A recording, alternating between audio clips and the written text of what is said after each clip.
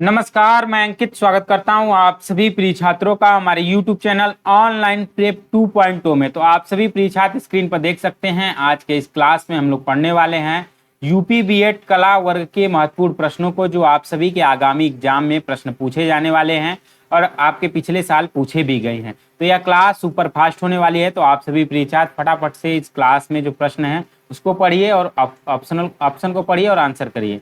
प्रश्न नंबर 51 आप सभी के सामने है। अल बरूनी किसका समकालीन था? काफी इंपॉर्टेंट प्रश्न है, सभी लोग फटाफट से इसका आंसर करिए।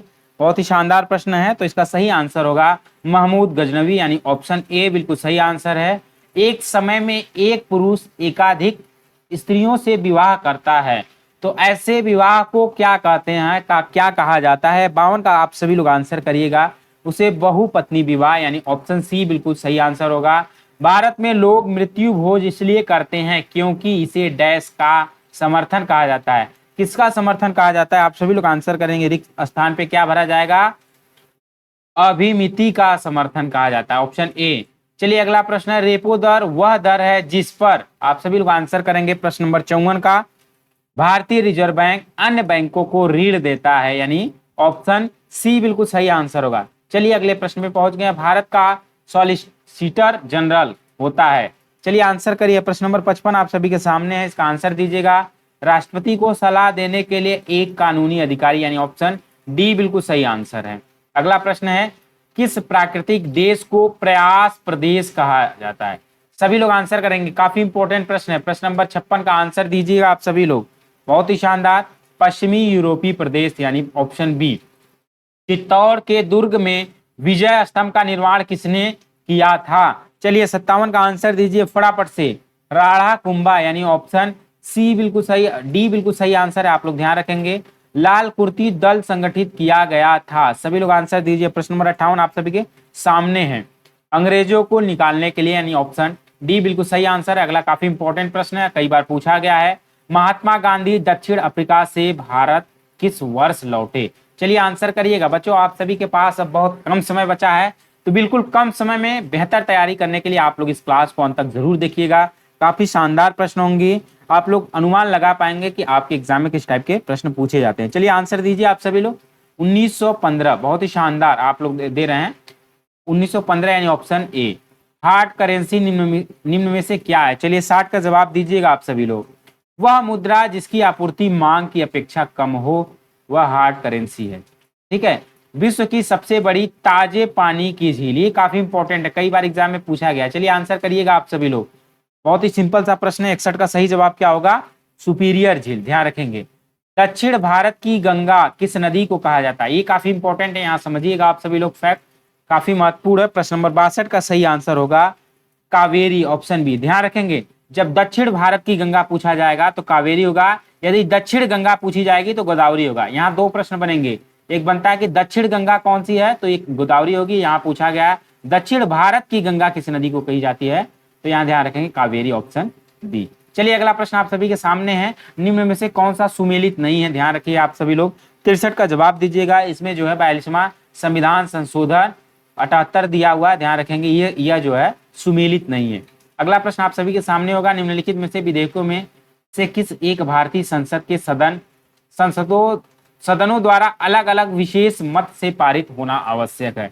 चलिए आंसर दीजिएगा आप सभी लोग, फटाफट से आंसर करिएगा। बहुत ही शानदार बच्चों, आप सभी लोग आंसर कर रहे हैं, मैं देख पा रहा हूं आप सभी का आंसर। प्रश्न नंबर 64, प्रश्न नंबर 64 का होगा संविधान संशोधन विधेयक। हाँ, यहाँ ध्यान रखेंगे 1963, यानी 42वां संविधान संशोधन। 1978 नहीं होगा, ध्यान रखेंगे 1976 होगा, इसीलिए यह सुमेलित नहीं है। अगला प्रश्न है। निम्न में से प्रत्यक्ष कर कौन सा है? सभी लोग आंसर करिएगा। प्रश्न नंबर 65 आप सभी के सामने है। तो आयकर जो है यह प्रत्यक्ष कर है। भारतीय रिजर्व बैंक यानी आरबीआई द्वारा नकद आरक्षण अनुपात को बढ़ाने पर निम्न में से क्या प्रभाव पड़ता है? चलिए आंसर दीजिएगा। प्रश्न नंबर 66 का, तो मुद्रा आपूर्ति घट जाती है, इस पे जो है प्रभाव पड़ता है। हरित क्रांति का मुख्य प्रभाव पड़ी, बताइए आप सभी लोग, किस पे पड़ी है? अनाज, दाल, फल या सब्जियों पे? तो 67 का जवाब दीजिएगा आप सभी लोग। तो हरित क्रांति का जो प्रभाव पड़ता है वह अनाज पे, यानी ऑप्शन ए। ठीक है, बहुत ही शानदार। संविधान में राज्य के नीति निदेशक तत्व को शामिल करने के पीछे क्या उद्देश्य है? चलिए 68 का जवाब दीजिए। काफी इंपॉर्टेंट प्रश्न है। का सही आंसर क्या होगा? सामाजिक आर्थिक लोकतंत्र की स्थापना। ऑप्शन सी बिल्कुल सही आंसर है। वित्त आयोग का मुख्य कार्य बताइए। आप सभी लोग जवाब दीजिएगा। 69 आप सभी के सामने। हाँ, केंद्रीय करों में राज्य के भाग तथा द्वारा राज्य के लिए दिए जाने वाले वित्तीय सहायता के सिद्धांत निर्धारित करना, यानी ऑप्शन ए बिल्कुल सही आंसर है। लगातार बढ़ती कीमतों की प्रक्रिया कहलाती है। आप सभी लोग देख सकते हैं आपके एग्जाम में, यानी यूपी बीएड एंट्रेंस एग्जाम में जो कला वर्ग से प्रश्न होंगे, इसी टाइप के प्रश्न आपके एग्जाम में पूछे जाएंगे। तो बिल्कुल वैसे ही प्रश्नों के लेवल को लेकर आए हैं। बहुत ही शानदार। 70 का आप लोगों ने जवाब दिया है। मुद्रास्फीति ऑप्शन डी। चलिए, राजकोषीय नीति संबद्ध है, सभी लोग आंसर दीजिएगा फटाफट से। हाँ, लोक राजस्व एवं व्यय से। अगला प्रश्न है, निम्नलिखित में से कौन सा कार्य डेविड एप्टर के अनुसार राजनीतिक प्रतिनिधि द्वारा संपादित नहीं होता है? तो 72 का जवाब दीजिएगा, काफी इंपॉर्टेंट है, ऐसे ही एग्जाम में प्रश्न आते हैं आप सभी के। केंद्रीय नियंत्रण ऑप्शन ए। निम्नलिखित में से वह राज्य कौन सा है जो गेहूं की खेती नहीं करता है? ये काफी इंपॉर्टेंट, आप लोग बताइएगा कौन सा राज्य गेहूं की खेती नहीं करता है? तो कर्नाटक, महाराष्ट्र और पश्चिम बंगाल गेहूं की खेती होती है, लेकिन तमिलनाडु में नहीं होती है। तो इसका सही आंसर, राइट आंसर होगा ऑप्शन डी। चलिए, अगला प्रश्न आप सभी के सामने होगा, यहाँ देख सकते हैं। मुगल कालीन मनसबदारी व्यवस्था में जात एवं सवार बोधक था, सभी लोग बताइएगा। 74 का जवाब दीजिएगा। तो क्रमशः मनसबदार के पद एवं उनके सैनिक दायित्वों का, यानी ऑप्शन ए। विश्व के अधिकांश सक्रिय ज्वालामुखी निम्नलिखित में से किस क्षेत्र में पाए जाते हैं? तो 75 का जवाब दीजिएगा, काफी इंपॉर्टेंट है। हाँ, परिप्रशांत पेटी में, ऑप्शन सी। महानदी नर्मदा तथा सोन नदियां कहां से मिलती हैं? सभी लोग जवाब दीजिएगा। 76 काफी इंपॉर्टेंट है, आपके एग्जाम में पूछा गया है। तो अमरकंटक पहाड़ी से। जिस प्रकार स्पेन के फोड़े ने नेपोलियन को बर्बाद किया, उसी प्रकार दक्कन के फोड़े ने औरंगजेब को। यह कथन किस इतिहासकार का? ये बहुत इंपॉर्टेंट है। ऐसे उक्ति या ऐसे पंक्ति कथन आपके एग्जाम में पूछे जाते हैं, तो आंसर करिएगा जदुनाथ सरकार की, ऑप्शन ए। ठीक है, अगला प्रश्न होगा प्रश्न नंबर 77 आप सभी के सामने होगा। आर्थिक समृद्धि एवं आर्थिक विकास में यह अंतर है कि आर्थिक विकास सूची करता है, क्या करता है, क्या जारी करता है? 78 का जवाब दीजिएगा। प्रति व्यक्ति आय में वृद्धि, सिद्धांत के रवैये में परिवर्तन और परिस्थिति एवं वातावरण के प्रति चिंता, यानी उपर्युक्त सभी को जारी करता है सूची, ऑप्शन डी होगा। चलिए, सांची किस कला व मूर्ति काल का निरूपण करता है? चलिए आंसर करिएगा आप सभी लोग। बहुत ही शानदार प्रश्न है। 79 आप सभी के सामने है, तो ध्यान रखिएगा। बौद्ध कला का, यहाँ ध्यान रखिएगा, बौद्ध मूर्ति एवं। हाँ, अगला प्रश्न है, प्रति वर्ष प्रसिद्ध सूफी संत हाजी वारिस अली शाह मजार पर मेला लगता है, बताइएगा किस स्थान पे लगता है? तो आप लोग 80 का जवाब दीजिएगा। कहाँ लगता है? हाँ, देवा शरीफ में, यानी ऑप्शन डी होगा। बहुत ही शानदार। महाबलीपुरम का रथ मंदिर किसने बनवाया था? ये भी बहुत इंपॉर्टेंट प्रश्न है। 81 का जवाब दीजिएगा आप सभी लोग। नरसिंह वर्मन ने, ऑप्शन ए बिल्कुल सही आंसर है। धर्म से पृथक राजनीतिक तो मृत्यु जाल है, यह विचार किसका है? सभी लोग आंसर दीजिएगा। प्रश्न नंबर 82 का विचार से प्रश्न आया है, ये महात्मा गांधी का है। ठीक है, कार्ल मार्क्स का जन्म हुआ था, बताइए किस देश में हुआ था? ये भी इंपॉर्टेंट है, तो जवाब दीजिएगा आप सभी लोग। प्रश्न नंबर 83 का जर्मनी, यानी ऑप्शन बी। व्यवहारवाद का जनक किसे कहा जाता है? ये भी बहुत महत्वपूर्ण प्रश्न है, तो आप लोग आंसर करिएगा। इसका सही आंसर होगा चार्ल्स मेरियम, ऑप्शन ए बिल्कुल सही आंसर है। शासन के संसदात्मक और अध्यक्षात्मक वर्गीकरण का आधार है, सभी लोग बताइएगा। 85 का आंसर करिएगा। इसका सही आंसर क्या होगा? कार्यपालिका एवं विधायिका का पारस्परिक संबंध। 86 इनमें से किसका नाम प्रतिदर्श समूह से नहीं जुड़ा है? आंसर दीजिएगा आप सभी लोग फटाफट से। बहुत ही शानदार बच्चों, हीगल का नाम नहीं जुड़ा है, यानी ऑप्शन डी। चलिए, गलत कथन कौन सा है? 87 का जवाब दीजिएगा। हाँ, समाज में सहयोग के बजाय संघर्ष महत्वपूर्ण है, ये गलत। प्राथमिक समूह कौन सा है? चलिए आंसर करिएगा आप सभी लोग। 88 का सभी के सामने होगा प्रश्न। परिवार, प्राथमिक समूह क्या है? परिवार है। ठीक है, उस समूह को संदर्भ माना गया जिसका कोई व्यक्ति सदस्य तो नहीं है, परंतु सदस्य बनाने की आकांक्षा रखता है। यह आकांक्षा उसकी मनोवृत्ति, मूल्यांकनों तथा व्यवहार को परिभाषित करता है या प्रभावित करता है। यह कथन किसका है? सभी लोग बताइएगा। 89 का जवाब दीजिएगा, मैं सभी के आंसर का इंतजार कर रहा हूँ। यह फूले का है। चलिए, अगला प्रश्न है, सूची 1 सूची 2 का मिलान करना है। देखते हैं क्या दिया हुआ है। सूची 1 सूची 2 यहाँ पर दिया गया है। प्रश्न नंबर 90 आप सभी के सामने है, देख सकते हैं। प्राथमिक समूह क्या है, तो प्राथमिक समूह कूले।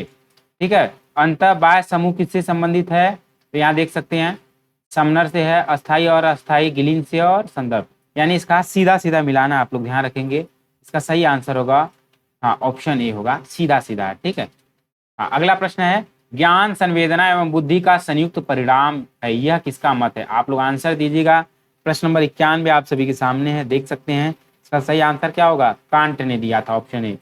वस्तुएं मन में है से बरकले का तात्पर्य क्या है, सभी लोग जवाब दीजिएगा फटाफट से। 92 आप सभी के सामने है, उपर्युक्त में से कोई नहीं, यानी ऑप्शन डी होगा। डिकार्ट के अनुसार मैं सोचता हूं अतः मैं हूं से सिद्ध होता है, क्या सिद्ध होता है बताइएगा, 93 का आंसर दीजिएगा। यानी मैं आत्मा हूं से सिद्ध क्या होता है, मैं सोचता हूं मैं हूं का मतलब है, इसका अर्थ हुआ कि मैं आत्मा हूं, ऑप्शन ए। निम्नलिखित में कथनों में से कौन सा एक कथन सही है, अरस्तु के अनुसार एक द्रव्य जिसकी कोई संभाव्यता नहीं है, चलिए आंसर दीजिएगा 94 का, असत है, ऑप्शन बी। चलिए, कौन सा आधुनिक परिप्रेक्ष्य इस बात पर प्रकाश डालता है कि लोग कैसे तर्क स्मरण समझ भाषा एवं समस्या समाधान करते, आंसर दीजिए 95, संज्ञानात्मक परिप्रेक्ष्य, ऑप्शन बी। अगला है मनोविज्ञान के निम्नलिखित कुल की उत्पत्ति की क्रम क्या है बताएं, क्रम से लगाएं आप सभी लोग। संरचना, प्रकार्यवाद, व्यवहारवाद का क्रम क्या होगा, 96 का सही आंसर क्या होगा, यानी सही है पहला संरचनावाद, प्रकार्यवाद या व्यवहारवाद, यानी ऑप्शन बी, ए पहला दूसरा तीसरा क्रम से। ठीक है, साहचर्यवाद के सिद्धांत के प्रति वैज्ञानिक उपागम की व्याख्या करने में मानसिक रसायन के संप्रत्यय के साथ किसका नाम जुड़ा हुआ है, चलिए आंसर दीजिएगा। प्रश्न नंबर 97 आप सभी के सामने है, John Stuart Mill, option A. जब थोड़े से प्रयोज्य उपलब्ध हो तो तब मनोवैज्ञानिक प्रयोग का सबसे अधिक प्रभावशाली शोध अभिकल्प होगा। 98 का आंसर क्या है, पुनरावृत्त माप डिजाइन, ऑप्शन सी। तंत्रिका के बीच मिलन स्थल पर उपस्थित रासायनिक तत्वों को क्या कहा जाता है, 99 का आंसर दीजिएगा आप सभी लोग, हाँ न्यूरोट्रांसमीटर, ऑप्शन सी। अगला प्रश्न और आज के क्लास का अंतिम प्रश्न आप सभी के सामने होगा, प्रश्न नंबर 100। भूल भुलैया में चूहों पर टॉलमैन द्वारा किए गए प्रयोग का उद्देश्य अध्ययन क्या था, आप सभी लोग बताइए, अध्ययन करना था, इसका उद्देश्य क्या था, आप लोग बताने का प्रयास करिएगा। अव्यक्त अधिगम का, यानी ऑप्शन बी बिल्कुल सही है। तो बच्चों आज के इस क्लास में हमने जो है यूपी बीएड एंट्रेंस एग्जाम के कला वर्ग के 50 महत्वपूर्ण प्रश्नों को हल किए, जो आपके आगामी एग्जाम के लिए काफी इंपॉर्टेंट है। तो बच्चों जितनी भी क्लास आप सभी के जा रही है, जिन्होंने अभी तक कला वर्ग के और भी क्लासेस नहीं किए है, तो हमारे इसी चैनल के प्लेलिस्ट में आप सभी को कला वर्ग की क्लासेस मिलेगी, अन्य पार्ट की भी क्लासेस मिलेगी। सभी चीज़ों को आप लोग अच्छे से पढ़िए। जो भी चैनल पे नए, चैनल को सब्सक्राइब करके बेल आइकन प्रेस कर ले, ताकि आपको सभी प्रकार के सभी विषयों का क्लास ऐसे ही लगातार मिलते रहे। तो ठीक है, आज की क्लास में इतना ही रखते हैं, फिर मिलते हैं अगले क्लास में अगले और महत्वपूर्ण प्रश्नों के साथ। तब तक के लिए आप सभी को नमस्कार।